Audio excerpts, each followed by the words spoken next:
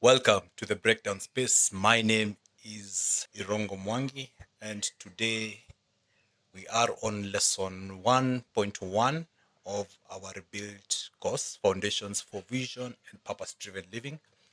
And the lesson is on starting with your personal why. So, why do we do the things that we do? No, this question of why, it sits at the heart of everything that we do. And if there is not enough conviction or meaning in what we do, it's not sustainable in the long term. So we can start. Why do we do the things we do? Why do we go to school? Why do we brush our teeth? Why cultivate constructive habits? Why do internal work? Why keep going even when it's hard? So, for instance, we go to school because you are actually building a future for yourself to gain education so that you are able to live in this world that we are in. Unfortunately, without education, it becomes very hard to navigate. It doesn't mean that without education you can't live and survive, but with education it becomes easier. So that's one of the reasons why we go to school. Why do you brush your teeth? If you don't brush your teeth, a few years down the line, you might find yourself you don't have teeth. Sindio, brush your teeth so that you avoid cavities, you avoid your teeth falling off and the like. Why cultivate constructive habits? You know, now with destructive habits, you're not able to manage your life. One, two, three, four, things just go downhill. So that's why it's important to cultivate constructive habits. Why do internal work? If you don't do internal work, you know what will happen. One way or another, you're going to find coping mechanisms. If not, things will pile up and you'll have an emotional breakdown. It's just how it is. Why keep going even when it's hard? Consistency beats the best strategy. So if you're consistent in what you're doing, at the end of the day, you'll finally come to realize the fruit of what you're doing. So that's just part of why we do some of the things that we do. So the why question sits at the heart of everything we do. And when you're rebuilding your life after addiction, depression, identity loss, and or trauma, your why becomes even more important. It's one of those fuels that keeps you moving forward when motivation fades, temptation creeps back in, or life throws you a curveball. Without a strong why, it's easy to fall back into old patterns. So, which are some of these old patterns? For instance, you are trying to quit masturbation, and well, you really don't have a strong why of why you need to quit. You find yourself maybe you're scrolling on social media, you see something revealing, something indecent, and it triggers you, and you find yourself back to right where you started. Let's say, for instance, you stayed like for a whole week without watching porn, and you're actually working towards quitting this addiction, porn addiction. And social media kidogo kidogo hivi, you stumble upon half naked woman or a half naked man if you're a woman, and that thought creeps in, and you find yourself now already you've convinced yourself that you'll do this one last time, and before you know it, you're you're back where you started. So without a strong why, it becomes very easy to fall back to these patterns. But when you know why you are rebuilding, you begin to live from a deeper place, living on purpose, and that's why your why matters. So in this lesson, you'll begin to uncover your personal why and discover how it makes all the difference. The truth moment. When you're in survival mode, life becomes about getting through the day. You focus on what needs to be done, and that is stay sober, go to work, avoid triggers, etc. And well, that's important, but here's the problem. When you only focus on what you're doing without understanding why, it's easy to burn out or give up when life gets hard. So with a strong why, let's say for instance, and I'll use this example of pornography and masturbation very much in this lesson. So let's say for instance, you're scrolling on social media and you see that half naked woman. Immediately you remember your why. You arrest that thought and you scroll, or rather you completely find something else to do. And that's where arresting the thought comes in. That is because you understand your why and you have a strong enough reason of why you need to stop whatever you've been doing, that vice, that habit of watching pornography, masturbating, etc. So with a strong why, it becomes easier even to arrest that thought immediately it shows up. Sindio? Yeah. So the truth is, you may not fully know your why yet, and that's okay. It often starts small, just as whisper in your gut or a quiet hope that things could be different. You don't need to, and or you might not have it all figured out. You just need to begin being honest about what matters to you and why rebuilding is worth it. So you start with one reason and one anchor, and that's enough to begin. So, reflection, digging into your why. Take your time, write honestly in your journal. There is no perfect answer, only real ones. So, the first question is, what part of you is crying out for change? What part is crying out for change? So, it could be that you're not able to manage your finances well. Let's say, for instance, you're addicted to alcohol. You find that each and every shilling that you get, uh, you're taking to the bar.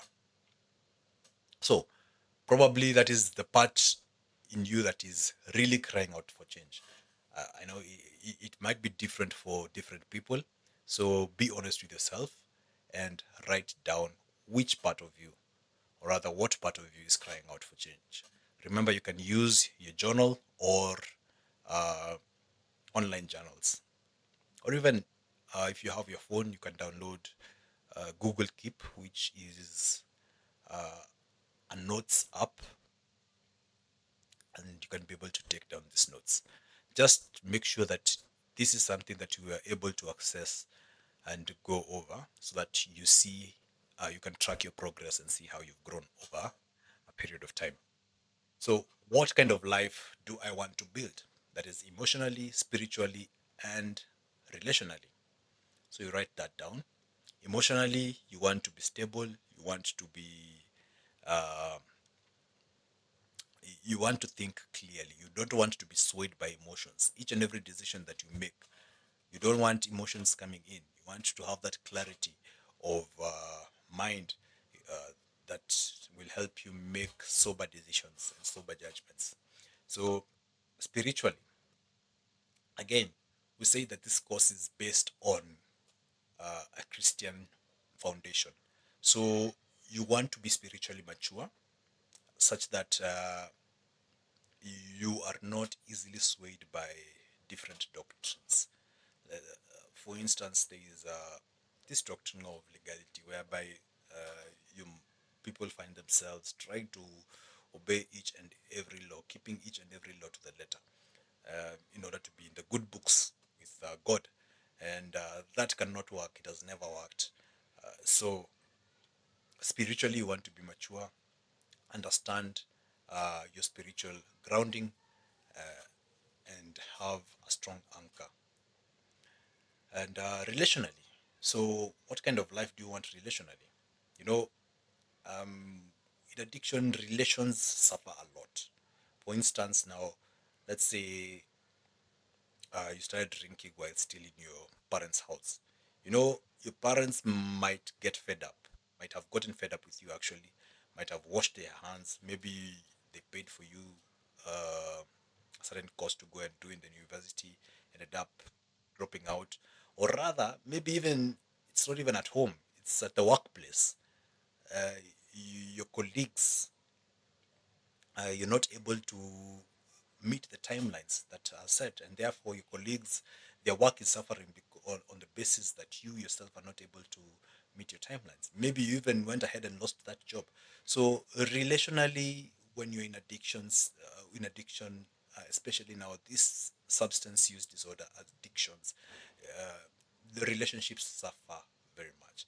Even when it comes to behavioral addictions, let's say for instance, it's you're addicted to gambling. You see now, if you have a family, you're not able to manage your finances well. Each and every shilling you get, you're only thinking about gambling.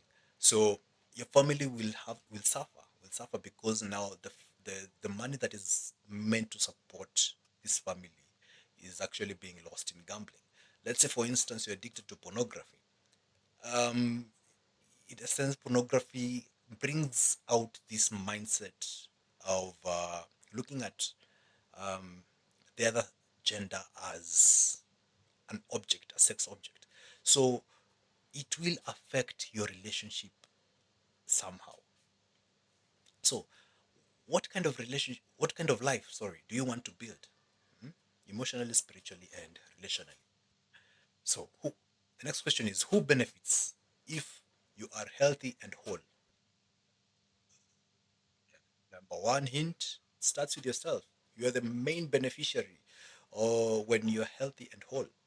Now you can continue and list the other people who will benefit when you are healthy and whole. The other question is what will it cost you and others if you gave up? For instance, let's say now you've gone 1 week clean, you've been 1 week clean. If you gave up on this current journey that you are on, what will it cost you?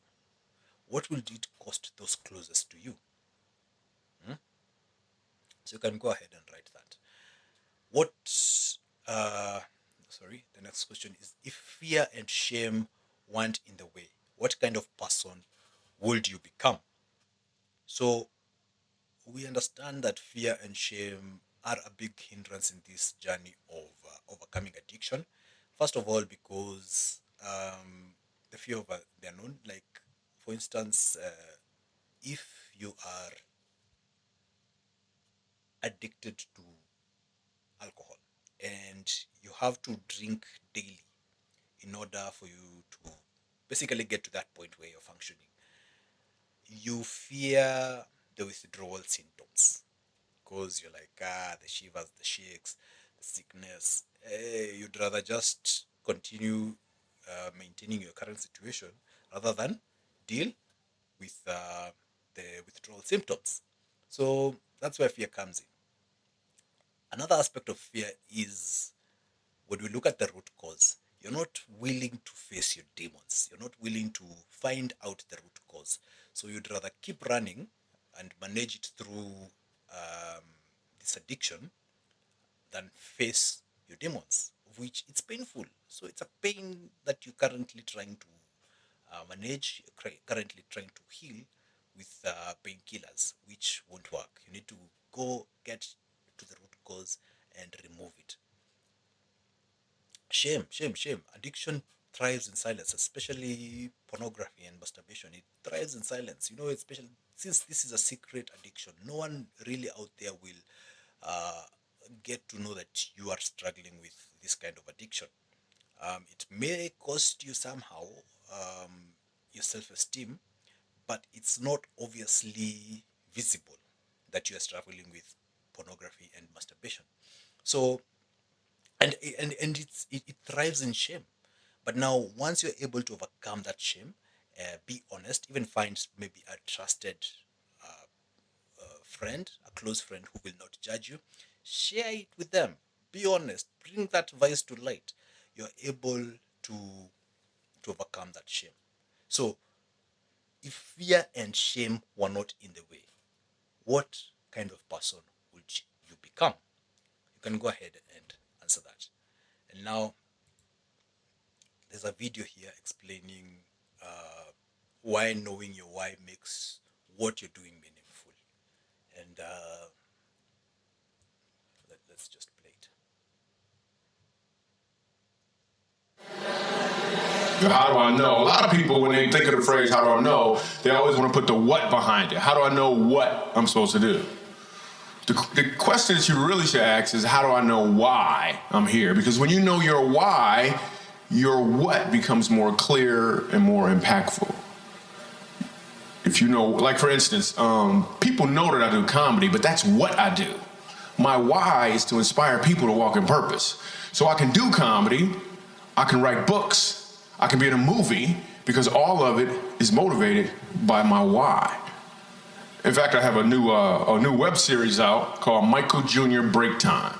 We probably just did the 6th episode. It's on YouTube. So every single Wednesday at 3 o'clock, we drop a new episode on YouTube of Michael Jr. Break Time. What it is it's me. I travel around the country and I do stand-up comedy, in case you didn't know. And in the middle of my comedy set sometime, I'll stop and just talk to my audience. And we've been filming this, and it's pretty cool. So we're in Winston-Salem. I'm gonna show you a clip from Winston-Salem. And I'm just talking to this guy in the audience, and he tells me that he's a musical instructor at a school. So I was like, all right, you're a musical instructor, can you sing? Let me hear you sing a song. So this is what happened at the last episode of Michael Jr.'s Break Time. Check it.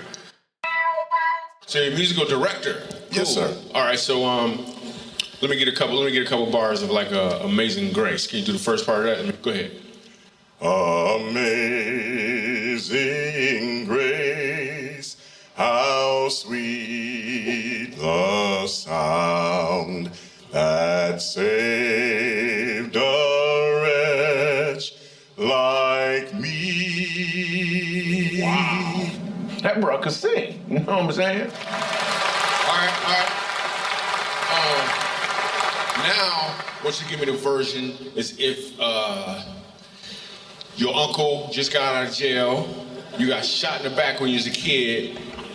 I'm just saying, let me see the hood version real quick, if you know which version I'm talking about. Just see if that exists. Let me see what you got. Amazing grace, how sweet the sound that saved a wretch like me.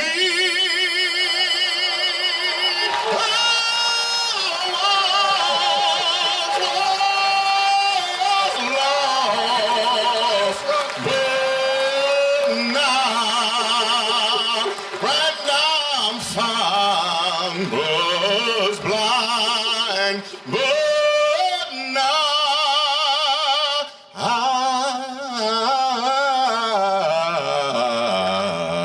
I see.